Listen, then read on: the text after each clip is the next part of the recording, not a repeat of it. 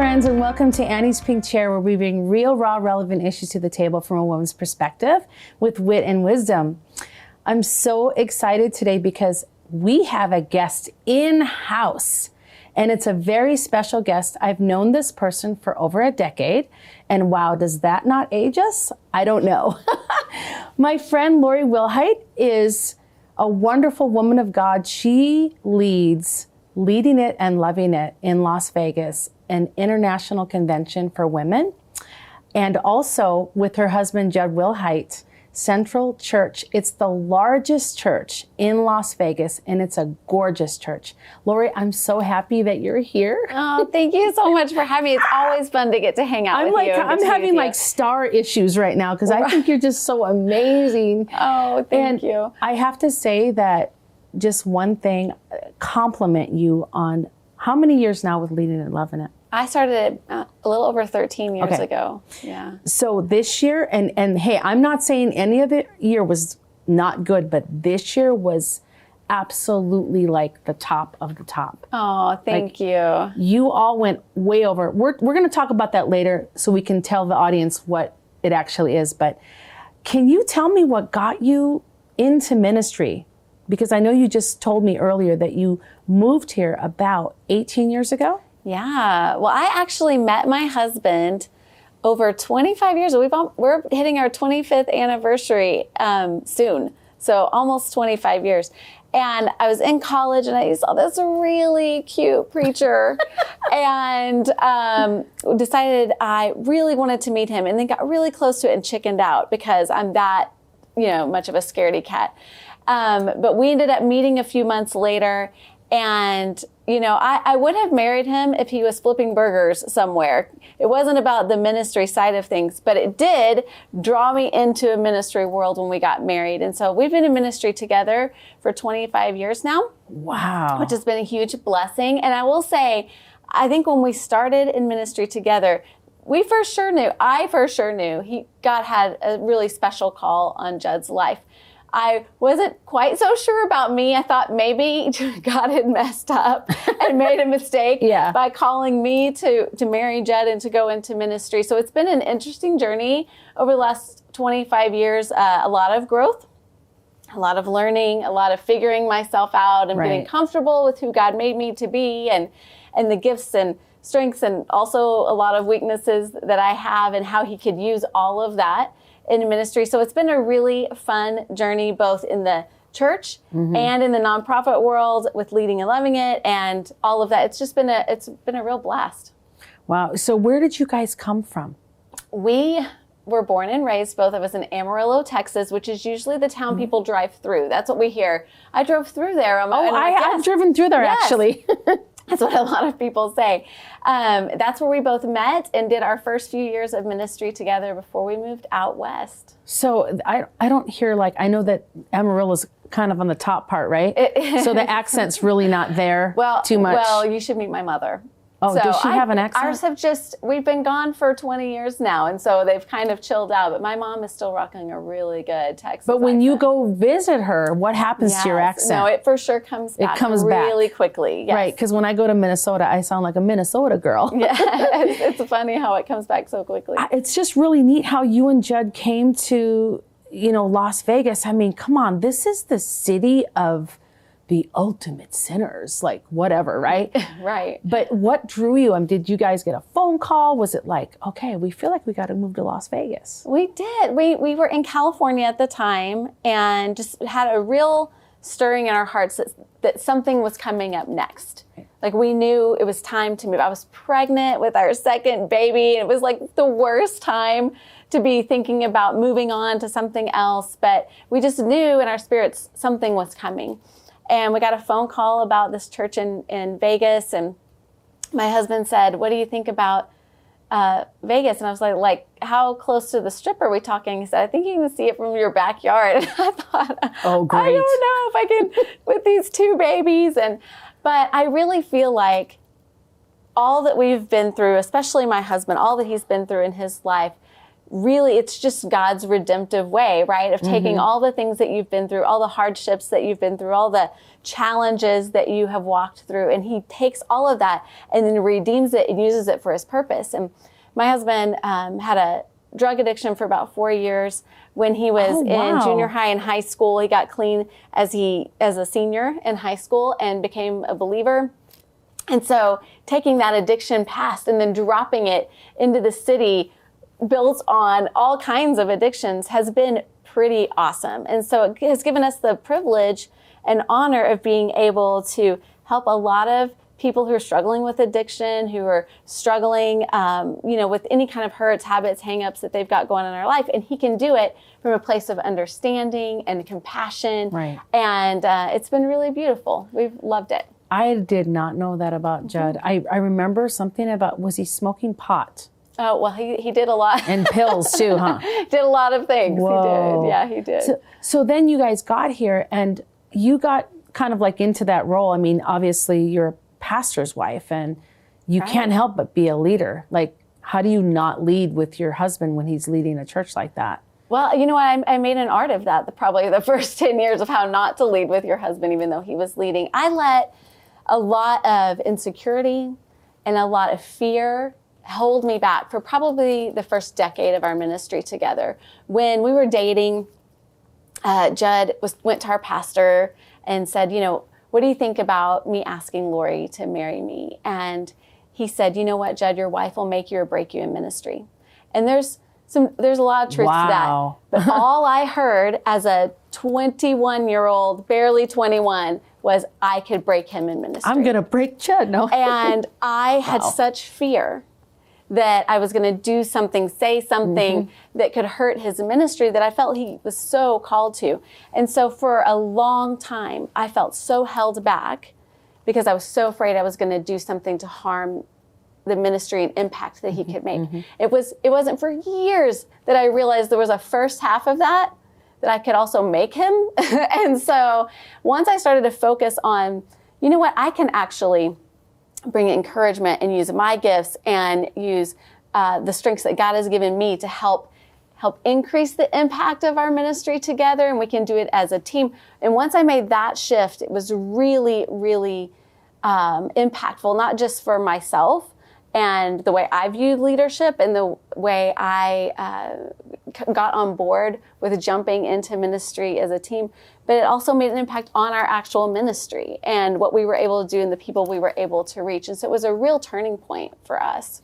I really love, there's something that I never forget about you and your husband that you say that is a coined phrase. You probably know what I'm about to tell you. I don't. What is it? It's okay not to be okay. Yeah.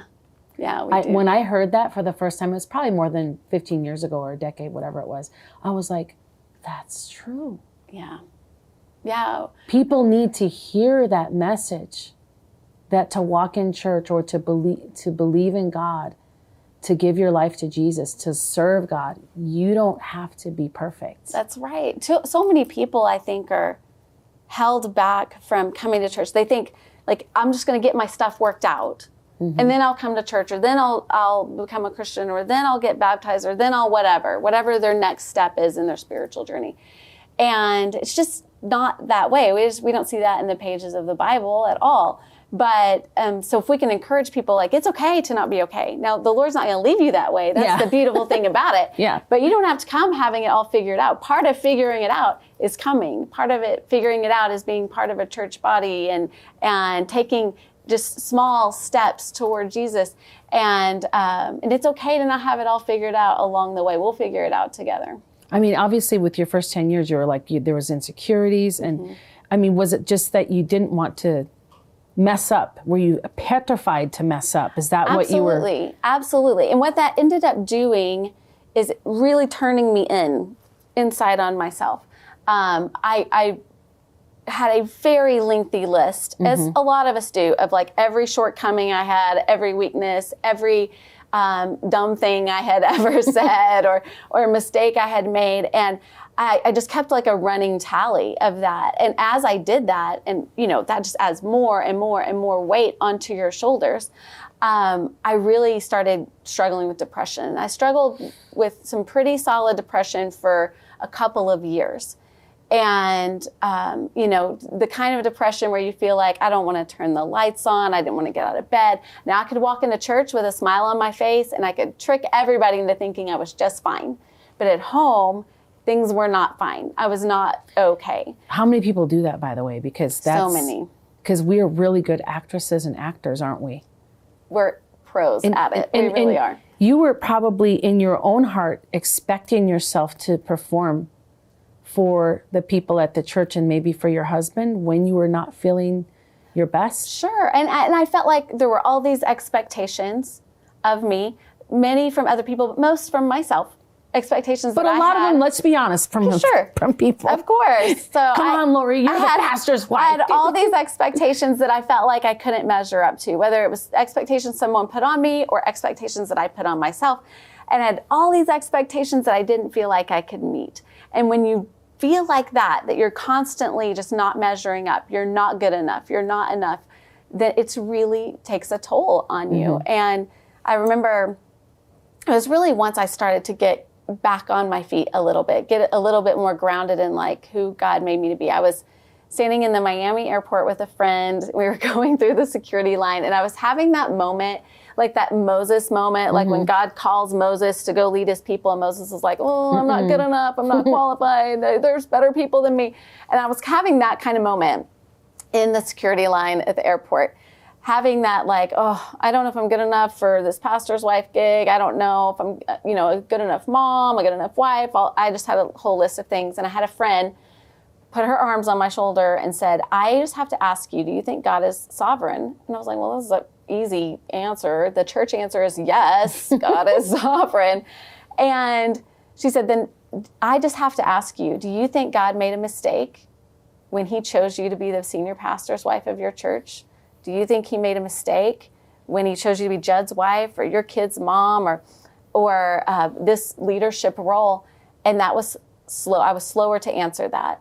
And it took me a few days to really grapple with, yes, I actually do believe God is sovereign and that he doesn't make mistakes and that he knew what he was doing when he chose me to be the pastor's wife and chose me to be Judd's wife and chose me to be my kid's mom. And once I really, really got grounded in that, it was so freeing. And it's something I have to revisit over and over. It wasn't like I dealt with that 15 years ago and it doesn't come back up. I dealt with it like 3 days ago. Right. It's a constant kind of reminder that God actually does know what he's doing and just reminding myself to lean into that. But that was a real turning point. It's when I started leading and loving it. It's when I started really stepping into my purpose and my calling when it comes to the church and ministry, because I finally felt free of being held back by all of those negative things that I had let replay in my mind for years and years and years and start to rewrite the script of what was going on in my mind. And once I did that, it's just been an incredible journey since. People will want to know what leading and loving it. It sounds great. What is leading it and loving it? Because do we love to lead? Sometimes, let's be honest, we lead and we just kind of like it, or we lead and we loathe it, and or whatever. But the leading goal, and loathing it, just kidding. The goal is that we lead and we actually love it, because leadership, especially in a church or in a ministry or in a home or anywhere, right? I mean, it could go for anything. It can be a really beautiful, beautiful experience. And so much of it is what we focus on. And so what we spend all of our time doing is trying to equip and encourage women in ministry to love life in leadership. And because it can be really wonderful. And so we have tons of ways to equip people. One of those is the conference that you come to every year, plus many, many, many other ways that we do that. And our goal is just to come alongside pastors' wives, women who work at nonprofits, women who work in ministry, women who are teachers or moms or whatever, and come alongside them and just really try to equip them to be the kind of leaders God created them to be, to not spend a whole decade wasting time like I did, isolated, but to try to really open up the call of God on their lives and help them to pursue it. And I really love leading it and loving it, because it brings people together to realize that they're not alone. Right. In leadership. That's right. Because you always say at the conferences, and one of the messages that's shared that I love is leadership is sometimes lonely, but it doesn't have to be, right? It doesn't have to be. Have you met some of your tribe? Have you met some of the women that God called you to be around? I mean, because when I see you interact with everyone on stage, I'm just blown away. You guys act like you're the best of friends. And that's what's presented. And I'm pretty sure that's what it is. It's what it is, right? I mean, with Brandy and there's too many people to name. But I love the other lady. What's her name? The Fearless Moms. Oh, Julie Richard. She is precious. She's wonderful. She's wonderful. And it's you and Brandy started this. And so what have you seen happen over the years, how it's developed? Because I think it's grown. It has grown. It has grown a little bit. I do think, coming back to like leadership is lonely. There's so many leaders that feel like they're the only one. I'm the only one who struggles with this. I'm the only one who has had this crazy thing happen in my ministry. I'm the only one whose kid is, off the rails right now. And just know that's true. All of that is just the ploy of the enemy to try to isolate us. And I had been told so many times by seasoned women in ministry and I think it came out of a really sweet place of protection. I like that, seasoned women in ministry.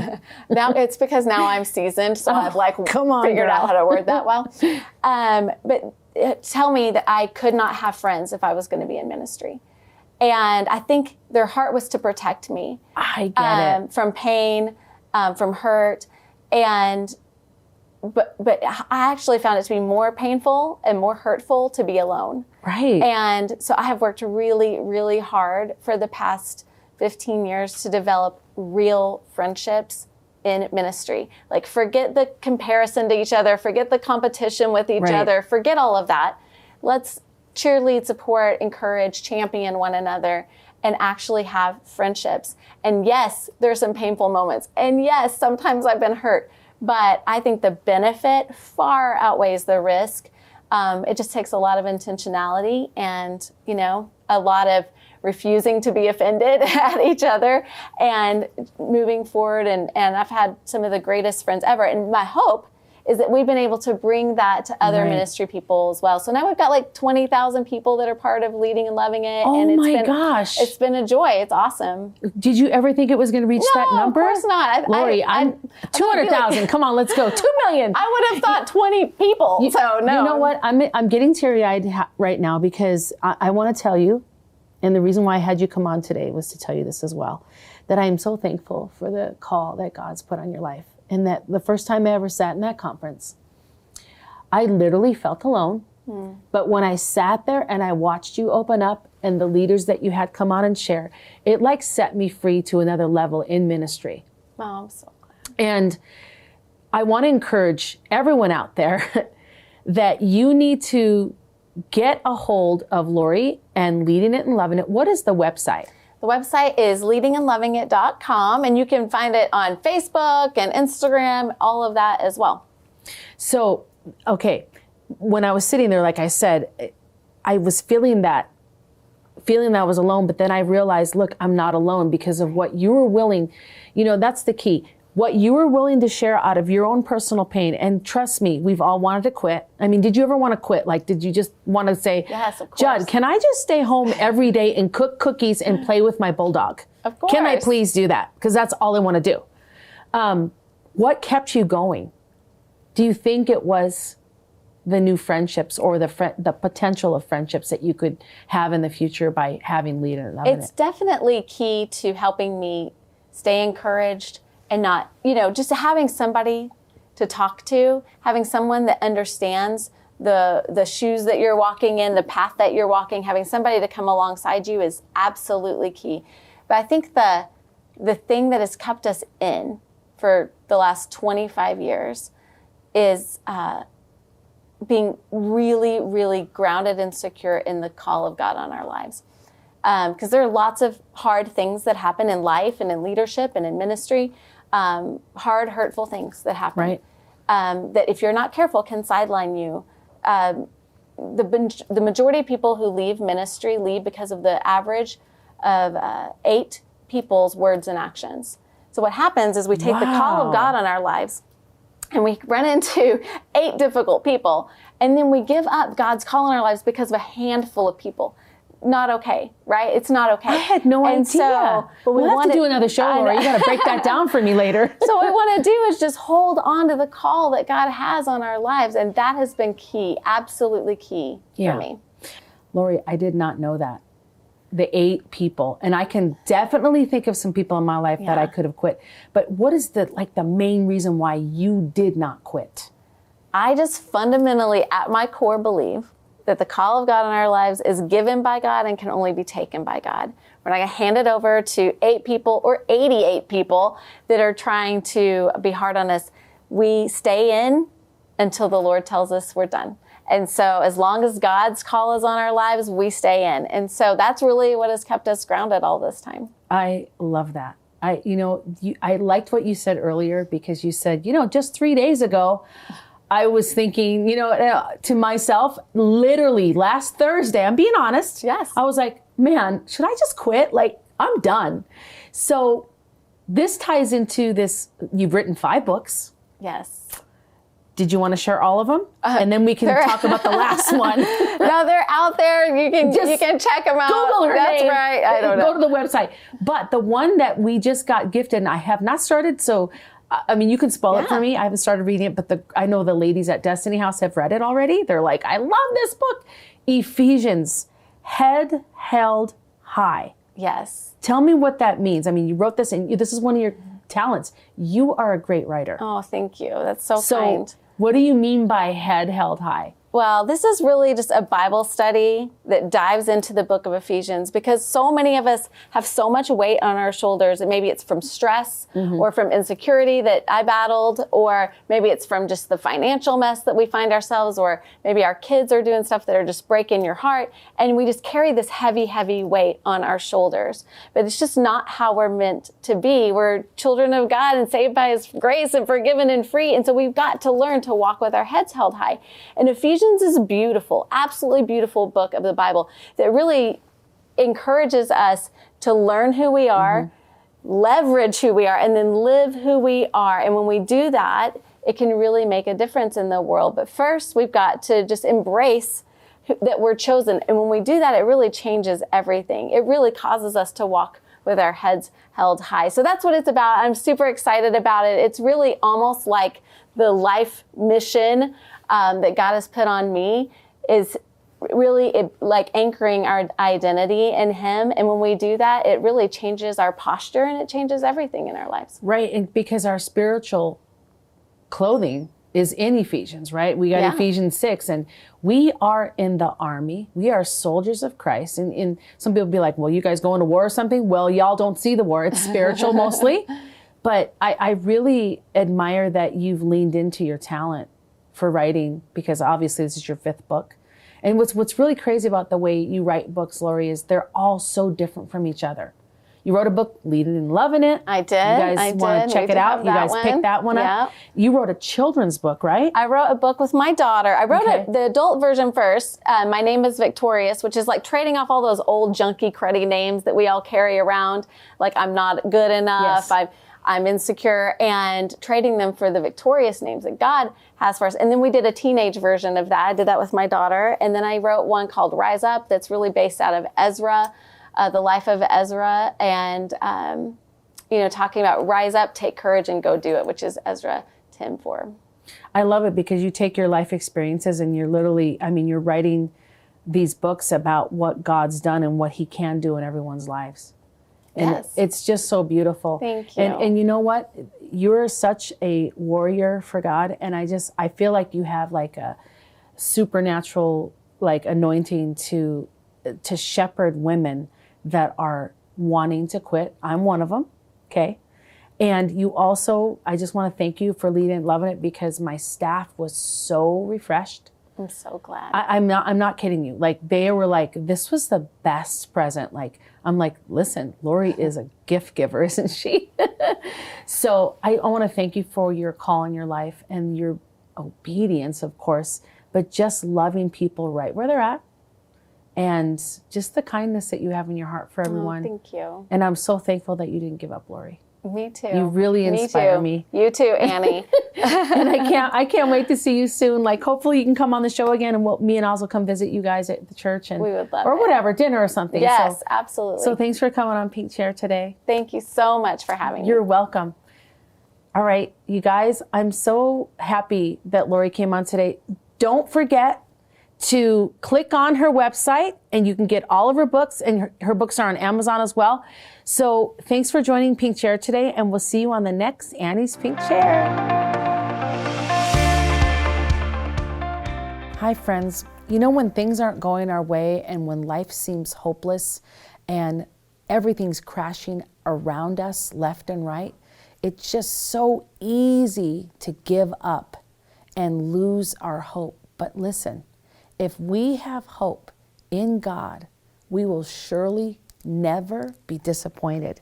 It says, "May the God of hope fill you with joy and peace as you trust in him, so that you may overflow with hope by the power of the Holy Spirit." And that's Romans 15:13. And at Destiny House, that is why we are so joyful to bring clients in our program. Ladies have been ravaged by sex trafficking, because we know if we can show them that their lives are not over, that there is a brand new day when they wake up the next day and they get to start again, that God's mercies are new every single morning. We see ladies come out of this terrible, terrible tragedy of sex trafficking and into a life of hope, promise, and peace. And that can only be found in God's love. We cannot do this Destiny House without any of you. We need your support. We need your help. Our program to our ladies is absolutely free of charge. That the only way we can do that is with your partnership. Do you know that every dollar that you give to our program is used for our programs and the care of our staff and our ladies? So if you'd like to donate and partner with us, you can easily go to pinkchair.com. And God will bless you as you give to those who are less fortunate. Thank you for partnering with us.